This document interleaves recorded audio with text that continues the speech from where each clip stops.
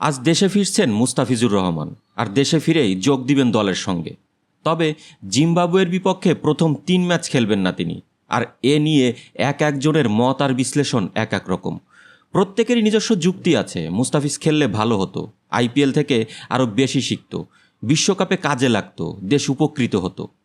IPL খেলার সময় একজন ক্রিকেটার, বিশেষ করে পেসারদের যে পরিমাণ ওয়ার্কলোড নিতে হয় ধারণা আছে আপনাদের?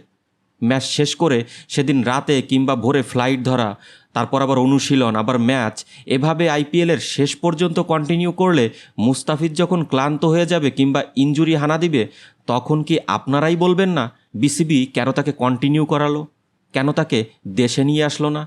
আপনি কি চাইবেন একটা মেজর টুর্নামেন্টের আগে দলের অন্যতম সেরা বোলারকে রিস্ক জোনে ফেলতে? অনেকে বলবেন অন্য দেশের ক্রিকেটাররা তো খেলছে, তারা কি রিস্ক জোনে নাই? কিন্তু কথা হচ্ছে, তাদের নিয়ে আমরা কেন এত চিন্তিত হব? তাদের হয়তো আরও অপশন থাকতে পারে, আমাদের নাই।